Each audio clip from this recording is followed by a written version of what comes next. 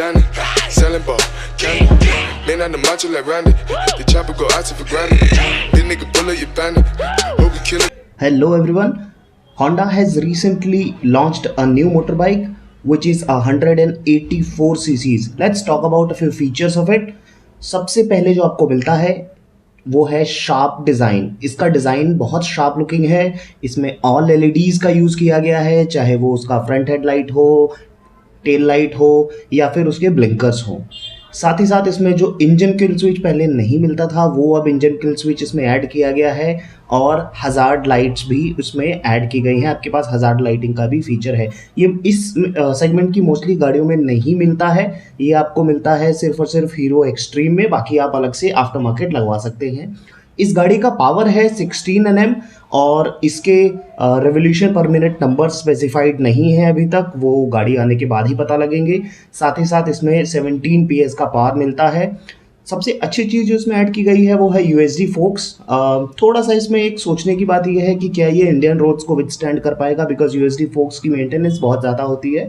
But USD focus use करने में बहुत बेहतर होते हैं, इसका फीडबैक अच्छा होता है और कंफर्टेबल बहुत होते हैं। इसमें आपको नॉर्मल पेडल डिस्क दी गई है जो आपको सेम सेगमेंट में हर जगह मिलती हैं। 276 mm की पेडल डिस्क दी गई है फ्रंट में और 220 mm की पेडल डिस्क दी गई है रियर व्हील में। साथ ही साथ इसमें जो टायर सेटअप है वो है फ्रंट में 110/70 का बहुत ही यूजुअल टायर सेटअप है। पुरानी 160 cc हॉर्नेट में भी सेम ही टायर सेटअप आता था और जो रियर टायर सेटअप है वो है 140/70। तो ये भी सेम टायर सेटअप है लास्ट मॉडल की तरह है, हॉर्नेट 1.0 की तरह है जैसे जो पुराना मॉडल आता था। और साथ ही साथ इसमें आपको प्रोवाइड करवाई गई है स्प्लिट सीट। अच्छा, इसके साथ हम बात कर लेते हैं कुछ इसके प्रोज एंड कॉन्स की कि आपको इसके प्रोज को क्या क्या मिलेंगे। तो सबसे पहला इसका प्रोज है, जो बेहतर चीज़ है जिसको हम प्रोज कहते हैं, वो है यूएसडी फोक्स यानी अपसाइड डाउन फोक्स। दूसरा है इंजन रिफाइनमेंट। तो अगर इंजन रिफाइनमेंट की बात करें तो आने वाली इसके सेगमेंट में आने वाली सभी गाड़ियों से बेहतर इंजन रिफाइनमेंट इसका होगा।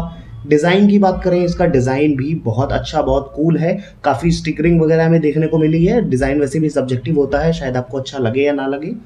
नेक्स्ट चीज़ की बात करते हैं, इंस्ट्रूमेंट कंसोल। बहुत ब्यूटीफुल इंस्ट्रूमेंट कंसोल दिया गया है, न्यूली डिज़ाइंड इंस्ट्रूमेंट कंसोल है और पूरी तरह से एलईडी लाइटिंग्स इसमें दी गई हैं। पूरी तरह से एलईडी लाइट्स ही हैं यहाँ पे, आपको कहीं भी हैलोजन लाइट्स या फिर इंडिकेटर्स नहीं मिलेंगे। चलिए बात करते हैं कुछ कॉन्स की कि इसके अंदर क्या चीज़ और बेहतर हो सकता था। Cooling system. इसमें कूलिंग सिस्टम जो दिया गया है वो सिर्फ और सिर्फ एयर कूल्ड है, यानी सिर्फ और सिर्फ इसकी कूलिंग आपकी स्पीड के ऊपर डिपेंड करेगी। आपकी गाड़ी जैसे चल रही है वो कूल होती रहेगी। अगर गाड़ी कम स्पीड में या फिर ट्रैफिक है तो कोई और कूलिंग का रास्ता नहीं है। नेक्स्ट आता है कौन इसका torque and power. 200 cc segment में ये बाइक आई है और कंपैरेटिवली इसके अंदर टॉर्क और पावर की बहुत कमी है। अगर हम कंपेयर करें टीवीएस अपाचे RTR 200 4V से या फिर बात करें NS 200 से, NS 200 में आपको 24.5 PS का पावर मिलता है जो इससे कहीं ज़्यादा है। और इसका जो लास्ट कॉन मुझे लगा वो है सिंगल चैनल ABS। 1,26,000 के प्राइस में डुअल चैनल ABS देना चाहिए था, बिकॉज ऑन रोड आते आते ही 1,50,000 की पड़ेगी, जो NS और इसके TVS RTR के लगभग बराबर ही है। NS में आपको अगर देखा जाए तो ब्रेकिंग बहुत अच्छी मिलती है डिस्पाइट सिंगल चैनल ABS, क्योंकि फ्रंट में 300 mm का डिस्क लगा हुआ है।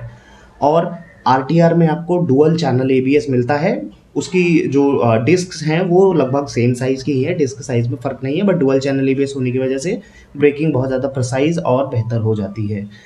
मेरा फाइनल वर्डिक्ट है कि अगर आप इसे ख़रीदना चाहते हैं तो आपको कंसिडर करना चाहिए नहीं। मेरे ख्याल से प्राइस थोड़ा सा ज़्यादा रखा गया है, क्योंकि सेम पावर और same newton metre of torque के साथ आपको एक्सपल्स की 200T भी मिल जाएगी। बहुत अच्छा ऑप्शन है और इससे लगभग ऑन रोड प्राइस के बारे में बात करें तो 25,000 रुपये का फ़र्क आ सकता है। Guys, this was all about the specifications of this. Let's see कि बाइक रोड पे कैसा परफॉर्म करती है।